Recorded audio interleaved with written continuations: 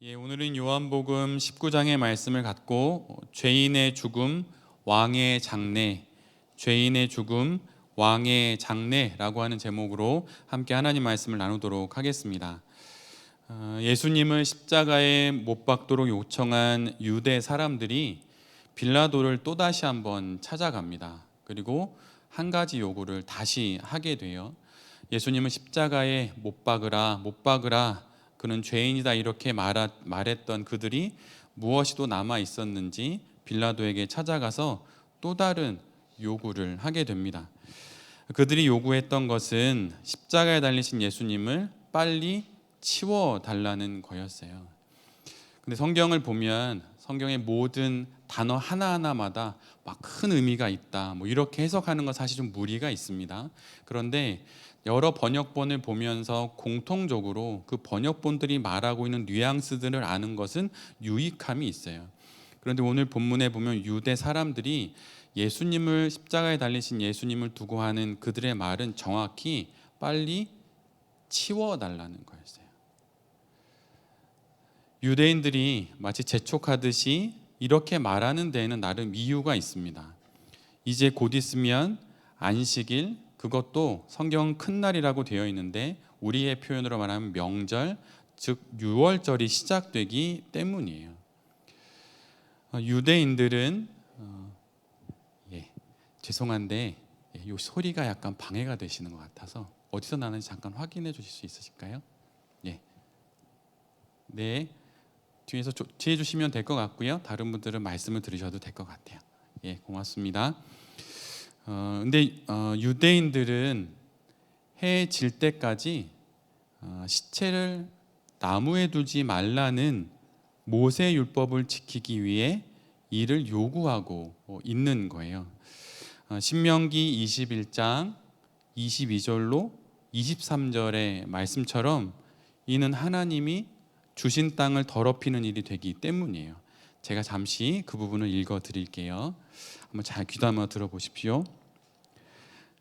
사람이 만일 죽을 죄를 범함으로 내가 그를 죽여 땅 위에 나무 위에 달거든 그 시체를 나무 위에 밤새도록 두지 말고 그날에 장사하여 내 하나님 여호와께서 내게 기업으로 주시는 땅을 더럽히지 말라.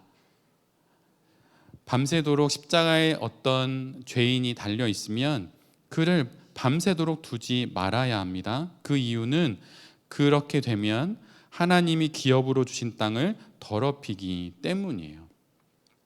그런데 지금 유대인들은 모세의 그 율법이 떠올랐던 것입니다.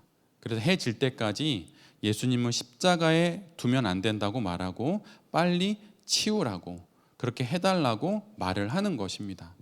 그런데 사실 유대인들의 이 이야기는 너무 촉박한 상황에서 한 이야기예요. 현대의 기준으로 하면 오늘 본문의 지금 시각은 오후 3시입니다. 그리고 유대인들의 날짜의 계산법을 따르면 해가 지면 바로 다음 날이 되지요. 그래서 오후 6시를 넘어가면 이들이 그토록 거룩하게 지키고 싶어하는 안식일 유월절이 시작되는 것입니다. 지금은 오후 3시, 그리고 3시간 뒤면 바로 안식일이 시작되는 것이죠. 3시간 뒤면 날짜가 바뀌어서 곧 그들이 거룩하게 지키고 싶어하는 그 유월절이 시작되는 거예요. 그래서 모든 장례의 절차를 3시간 안에 끝마쳐야 하는 것입니다.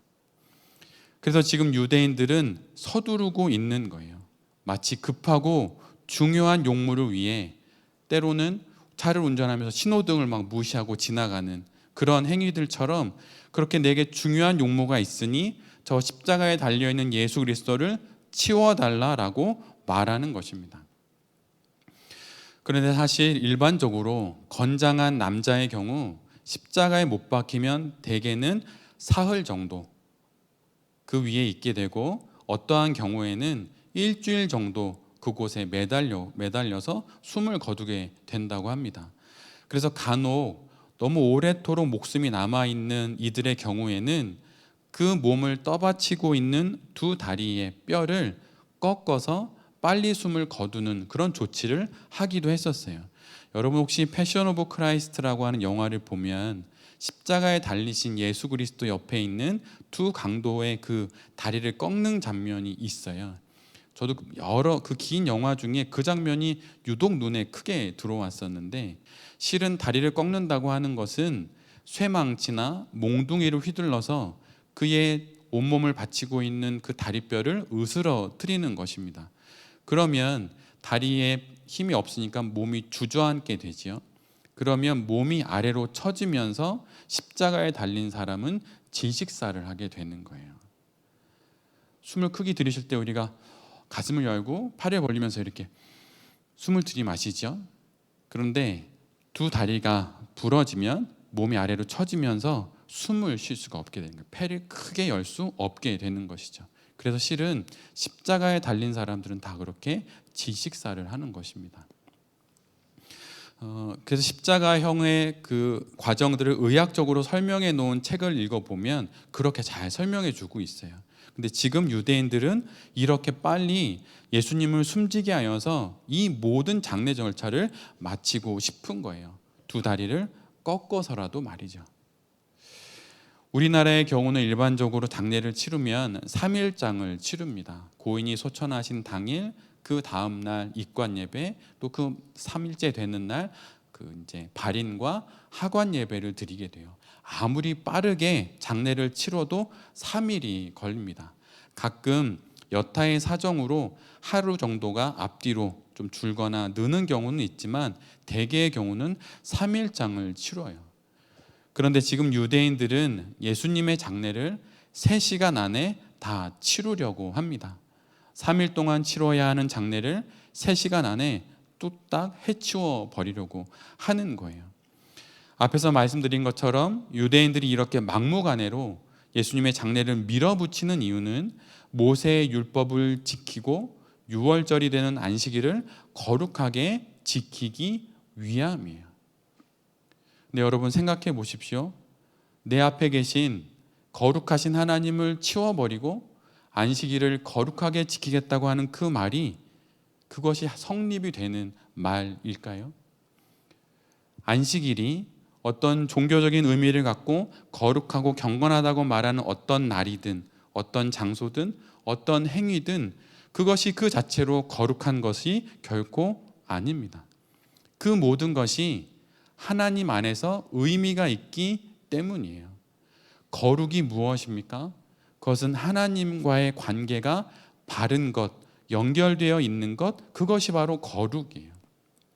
그런데 십자가 예수 그리스도를 치워버리고 나는 거룩한 주의를 지킬 수 있고 십자가 예수 그리스도의 다리를 꺾어버려서 나의 안식일을 거룩한 명절로 6월절로 지킬 수 있다고 말하는 것은 이 세상에 할 수 없는 일, 있지 않는 일을 바라는 것입니다.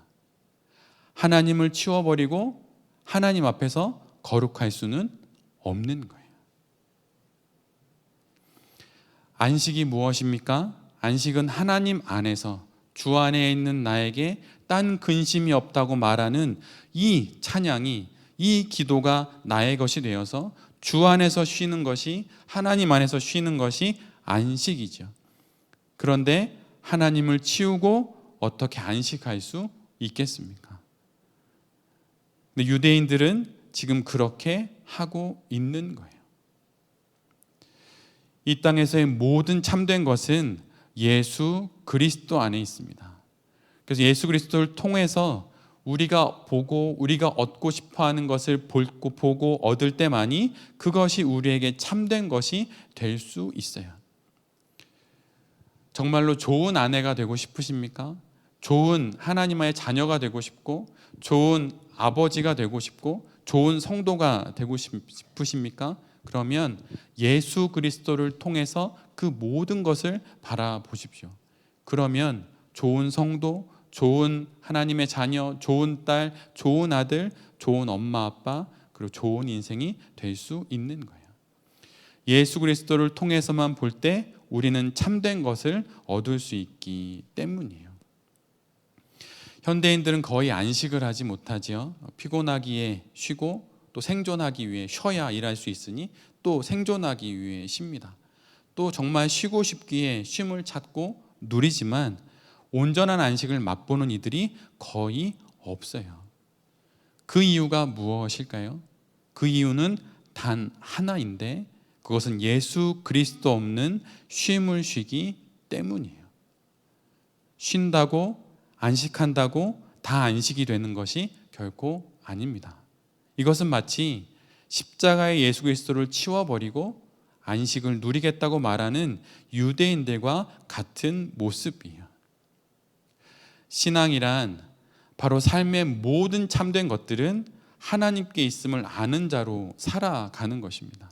여러분이 그토록 찾고 싶어하고 갖고 싶어하는 그 무엇 앞에 참이라고 하는 글자가 붙어야 그것이 진정 의미 있는 것이겠죠. 그렇다면 그것에 참된 그것은 바로 예수 그리스도 안에 있어요. 세상이 말하는 유혹적이지만 참이 아닌 것들 속에서 참된 것은 결코 우리에게 아무런 의미가 없는 것입니다. 참된 것은 오직 예수 그리스도를 통해 우리에게 온다는 것을 아는 자가 바로 그리스도인이고 바로 성도예요. 빌라도가 예수 그리스도를 만난 자리에서 이렇게 질문을 하죠.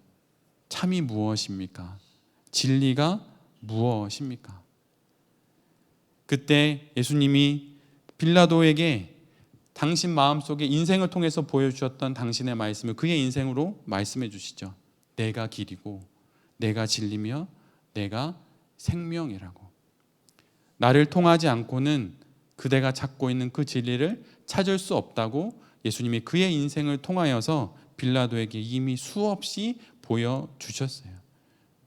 근데 여전히 빌라도는 참을 놓고 진리를 놓고 그것을 진리를 놓고 또 다른 진리를 찾는 격이 된 것이죠. 빌라도의 모습이나 유대인들의 모습이나 똑같은 것입니다. 십자가의 예수 그리스도를 치우고 거룩을 찾기를 원하고 지금 앞에 계신 예수 그리스도를 치우고 진리를 찾기 원하는 그들의 모습은 똑같은 모습이에요.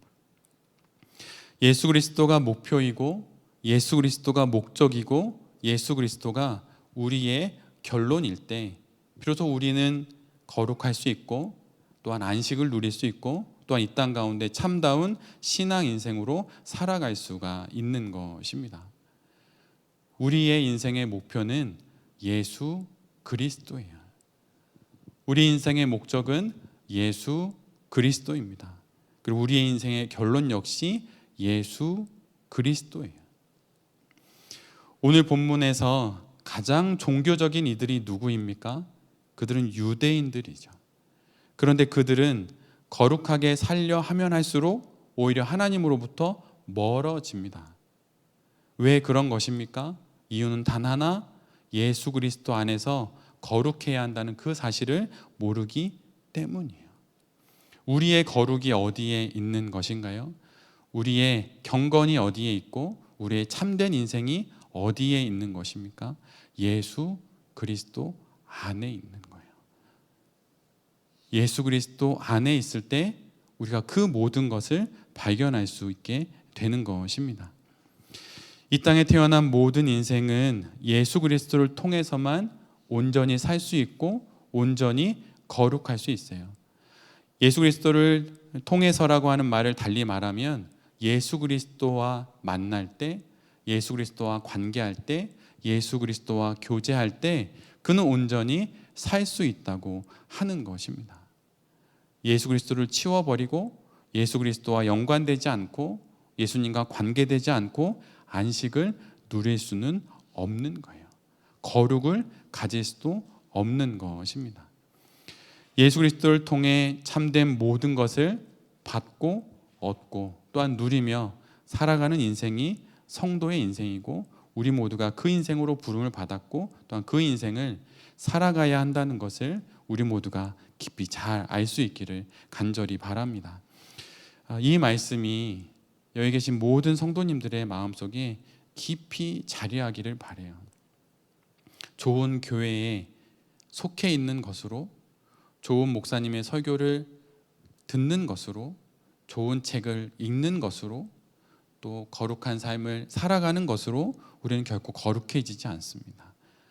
예수 그리스도 안에 있는 것으로 우리는 거룩해질 수 있어요.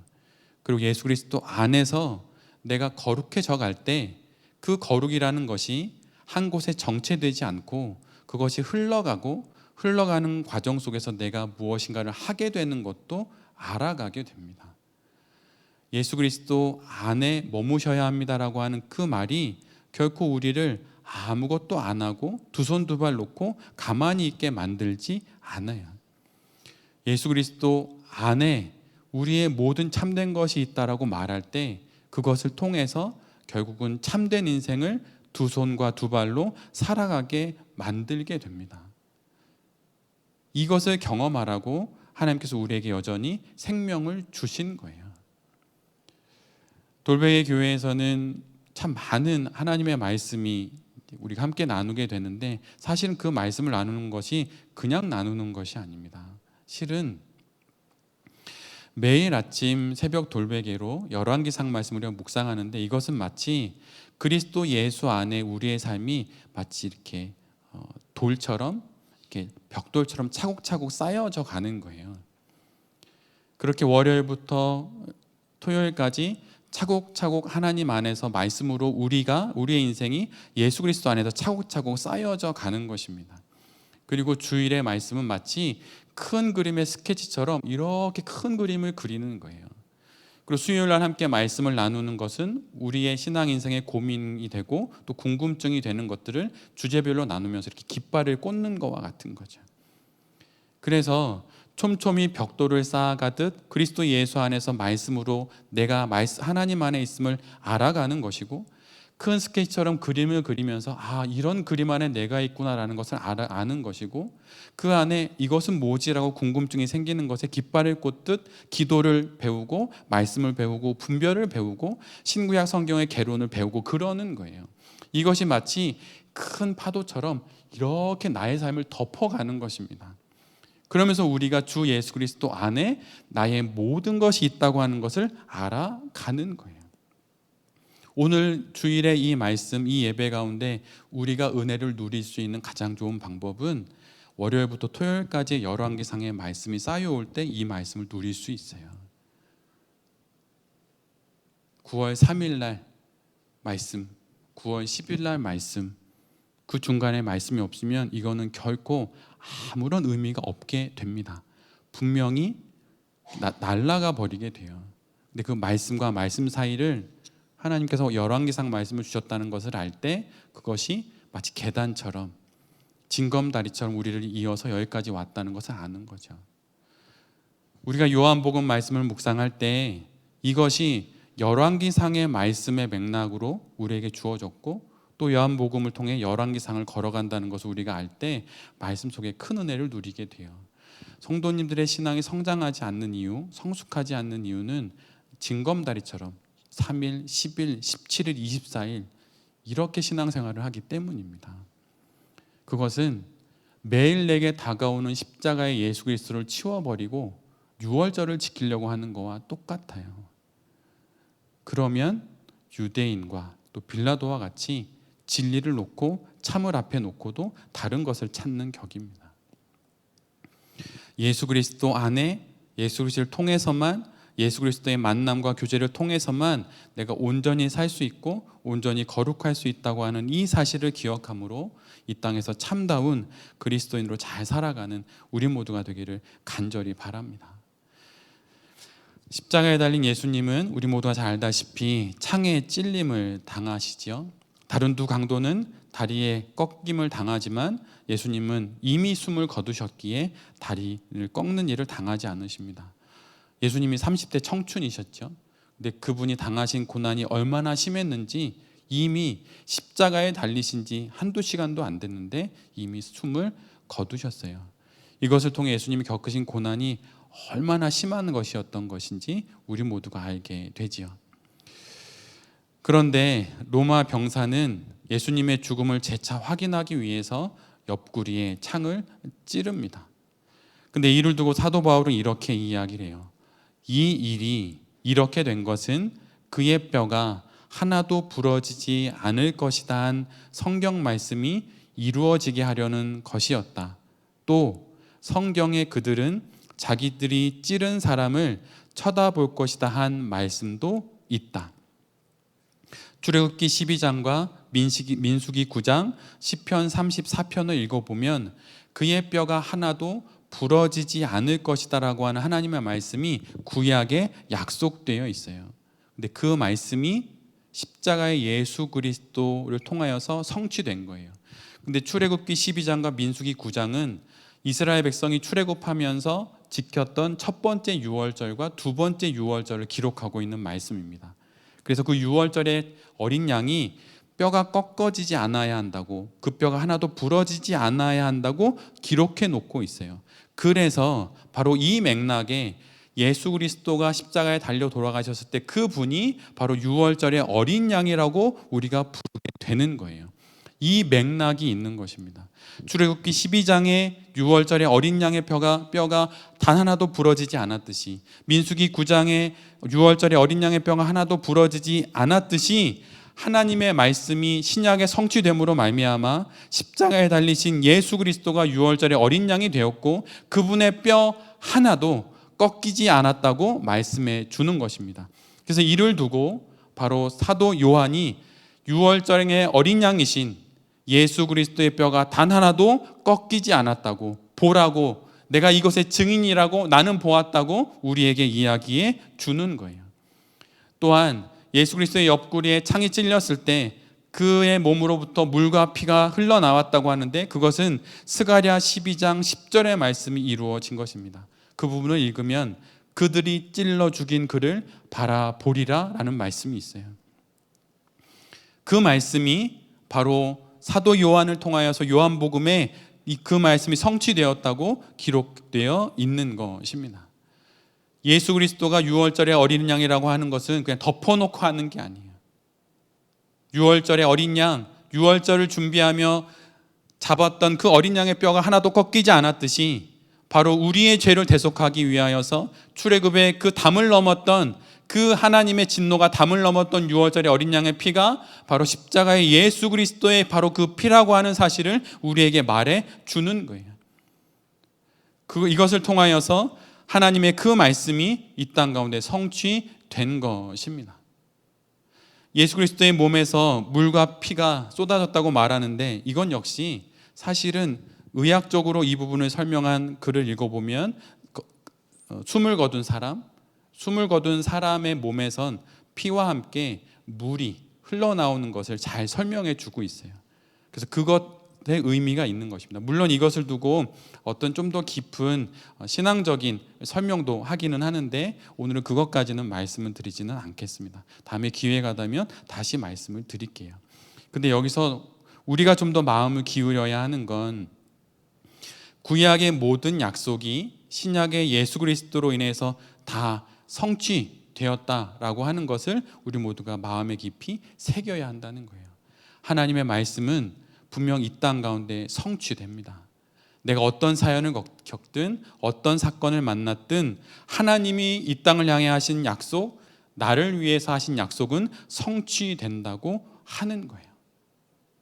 여러분이 하나님으로부터 받은 어떤 약속이 있으십니까? 아니면 말씀을 통해서 내 마음, 내 영혼 깊은 곳에 하나님이 당신의 철필로 새긴 것과 같은 그런 말씀이 있으십니까? 여러분 그거 성취된다는 거예요. 믿습니다 이래서 되는 게 아니라 하나님이 약속하셨기에 성취되는 거예요. 오늘 사도 요한은 우리에게 그 말을 하는 것입니다. 성경 말씀이 이루어지게 될 것이다, 하나님의 말씀이 이루어질 것이다 라고 하는 것을 우리 모두에게 다시 한번 십자가 앞에서 전해 주시는 거예요. 제가 우리의 소모임에서 잠깐 나눴던 말씀, 저의 그 간증처럼 저도 하나님으로부터 받은 말씀이 있습니다. 근데 저의 이 50여 년이 넘어가는 인생 속에서 성취되는 걸 봐요. 정말 봅니다. 이게 이때를 위한 거였어? 정말 봐요. 하나님이 약속하신 그것이 우리 모든 삶에 분명히 성취됩니다. 그 믿음을 갖고 말씀을 붙잡고 잘 살아가는 우리 모두가 될 수 있기를 간절히 바랍니다. 오늘 본문의 뒷부분에 보면 예수님께서 숨을 거두시자 숨어있던 제자 2명이 앞으로 나옵니다. 근데 그들은 그 전엔 제자라고 불릴 수 없는 사람들이었어요. 두려움에 숨어있던 사람들이죠. 아리마대 사람 요셉, 그리고 니고데모예요. 아리마대 사람 요셉은 빌라도를 향해서 나아가서 빌라도에게 이렇게 이야기합니다. 저 십자가에 달리신 예수 그리스도의 시신을 제가 거두게 해 주십시오. 이렇게 요청해요. 우리가 요한복음을 함께 묵상하고 함께 나누면서 두 대제사장, 두 신문, 두 재판, 두 문답, 두 사람 이런 식의 제목을 붙였었는데 실은 요한복음에 이렇게 상반된 반응과 상황들이 많이 나오기 때문이에요. 오늘 본문도 보면 유대인들은 십자가의 예수 그리스도를 치워달라는 요청을 합니다. 근데 아리마대 요셉은 예수 그리스도를 내가 거두게 해달라는 요청을 해요. 유대인들은 거추장스러운 장애물을 대하듯 치워달라고 말하지만 아리마대 요셉은 안타까운 가득한 마음으로 소중한 것을 대하듯 그렇게 거두게 해달라고 말을 합니다. 그리고 니고데모는 모략에 침향을 섞은 것을 100근 가지고 와요. 우리의 익숙한 단위로 환산하면 약 40kg 정도 되는 겁니다. 근데 여러분 이게 얼마나 많은 양인지 아세요? 베다니에서 마리아가 예수님의 발에 향유를 붓고 그의 머리로 닦아내었던 향유를 두고 그렇게 많은 걸 낭비하면 되느냐라고 말했는데 그것의 100배예요. 니고데모가 그토록 많은 향유를 가지고 와서 예수님을 닦습니다. 아리마대 요셉과 니고데모는 그렇게 예수님의 시신을 거두어다가 유대의 장례의 풍습을 따라서 시체를 씻고 향유를 발라요. 그리고 세마포로 감싸게 됩니다. 그리고 단 한 번도 사용된 적이 없는 새로 만든 무덤에 예수님을 모셔요. 당시 무덤은 바위를 깎아서 만든 동굴과 같은 것입니다. 근데 이 무덤을 만드는 것이 쉬운 일이 아니었어요. 그래서 무덤을 하나 만들면 그 무덤엔 여러 시신을 안치했습니다. 그래서 먼저 들여보내는 시신을 냄새가 날 수 있기 때문에 엄청난 양의 향유로 시신을 닦고 세마포로 시신을 감싸는 거예요. 그래서 시신을 안치한 다음에 또 그 다음 시신이 올 때까지 장례와 장례 사이에는 도굴꾼을 막기 위해서 무겁고 커다란 둥근 바위를 입구 앞에 홈을 파서 거기를 막아 놓는 거예요. 그리고 시간이 한참 지나서 유골을 이렇게 거두게 되면 유골을 거두어서 유골함에 넣어서 동굴 뒤편이나 다른 안전한 장소에 보관하게 됩니다. 그래서 첫 번째 장례와 두 번째 장례 사이에 짧게는 몇 달, 또 길게는 수년의 시간이 걸리는 것이죠. 예수님은 분명 죄인으로 죽었습니다. 그런데 그분의 장례를 치르는 모든 순서를 보면 왕의 장례가 연상이 돼요. 우리의 경험으로는 퀸 엘리자베스의 그 죽음의 장례식처럼 예수님의 장례에 100배에 이르는 향유를 갖다 붓고 예수님의 시신을 다 닦아냅니다. 다른 사람들은 저건 죄인의 죽음이라고 말하지만 아리마대 요셉과 니고데모의 눈에는 이것은 죄인의 죽음이 아니라 왕의 장례였던 거예요. 그래서 아리마대 요셉과 니고데모는 왕의 장례를 치르듯 그렇게 장례를 하나하나 치릅니다. 모든 제자들이 숨고 모든 이들이 두려움에 떨어서 예수님은 모른다 할 때 이 둘은 죄인으로 죽은 예수님을 왕으로서 장례를 치러요. 내가 저 예수님과 아는 사이입니다. 내가 저 시신을 잘 장례를 치를 수 있게 해주세요. 이 말이 무엇입니까? 저는 저 사람과 같은 부류의 사람입니다 라고 말하는 거죠. 근데 아리마대 요셉과 니고데모가 그 모든 두려움과 위험을 무릅쓰고 저 십자가의 예수 그리스도의 시신을 거두는 이유는 무엇입니까? 십자가의 예수 그리스도는 죄인의 죽음이 아니라 왕의 장례이기 때문이에요. 왕의 죽음이기 때문에 왕의 장례를 치르겠다고, 그래서 예수 그리스도 저 왕의 시신을 내게 달라고 아리마대 요셉이 니고데모가 그렇게 말하는 것입니다. 십자가 앞에서 유대인들도 빌라도도 그리고 두려움에 떨었던 그 모든 제자들도 뒤로 물러났고 저것은 죄인의 죽음은 아닌가라고 모두 생각할 때에 아리마대 요셉과 니고데모는 저것은 죄인의 죽음이 아니라 왕의 장례식의 시작이라고 말했던 것처럼 그런 영혼의 눈이, 그 믿음의 눈이 우리 모두에게 있어야 하는 거예요.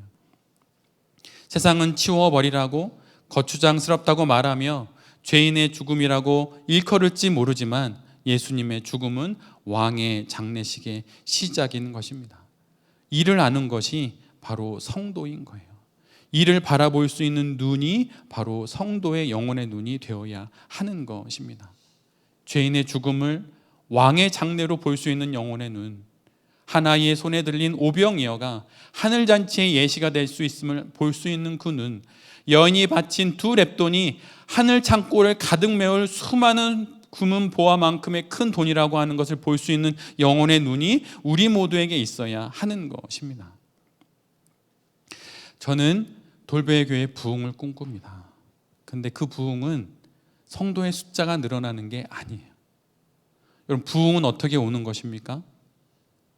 한 성도가 부흥할 때, 부흥한 한 성도가 오고 또 부흥한 또 다른 성도가 오고, 그럴 때 부흥한 성도 한 명 한 명이 모일 때 교회는 부흥하게 되는 거예요. 교회의 부흥이 목표이고 모든 성도가 그걸 향해 달려나가는 것이 결코 아닙니다. 한 명의 성도가 부흥한 성도가 될 때, 그때 바로 그 성도 한 명 한 명이 모일 때 바로 그 교회가 부흥한 교회가 되는 거예요. 우리 교회 부흥하고 있는 것입니까? 거기에 아멘 할 수 있어야 돼요. 내가 부흥하고 있다면 우리 교회는 부흥하고 있는 거예요. 근데 여러분을 목양해야 되는 목회자로서 부흥하고 있는 것 같아요. 찬양을 잘 못하는 저의 찬양을 보면서 싱어로 한 명, 두 명 함께하고 매주 단위에서 드려지는 기도가 설교보다 은혜가 된다는 얘기를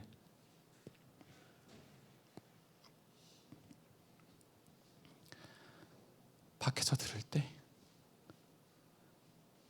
저는 우리 교회가 부흥하고 있다고 아멘하게 돼요. 단위에서 기도하시는 게 겁나죠? 근데 여러분, 저를 아끼는 성도님들이 계시잖아요. 그분들이 이렇게 얘기하셨어요. 진심으로 설교보다 성도들의 기도가 은혜가 돼요. 설교를 깎아내리는 게 아니라 성도들이 부흥하고 있다는 것을 저에게 말씀해 주시는 거였어요. 돌베 교회는 부흥하고 있습니다. 성도님들 한 분 한 분이 하나님 안에서 부흥하고 있다면 우리 돌베 교회는 부흥하고 있는 거예요. 그 부흥을 어떻게 볼 수 있는 것입니까? 그것은 십자가의 예수 그리스도의 그 죽음이 죄인의 죽음이 아니라 왕의 장례식의 시작을 알리는 빵빠레와 같다는 것을 보는 눈, 그 영혼의 눈이 있을 때 우리 모두가 그런 삶을 살아갈 수 있는 것이에요. 간절히 구하니, 또 여러분의 간절히 권면하는 것은 여러분 부흥하십시오. 한 영혼 한 영혼 하나님 앞에 한 교회로서 부흥하십시오. 그럼 주님께서 분명 그렇게 부흥한 우리들이 모일 때 우리에게 더 큰 은혜를 허락해 주실 것입니다. 죄인의 죽음이 아닌 왕의 장례식을 바라볼 수 있는 그 깊고도 깊은 영혼의 눈을 갖는 돌베 교회의 모든 성도님들과 또한 제 자신이 될 수 있기를 간절히 기도드립니다. 아멘.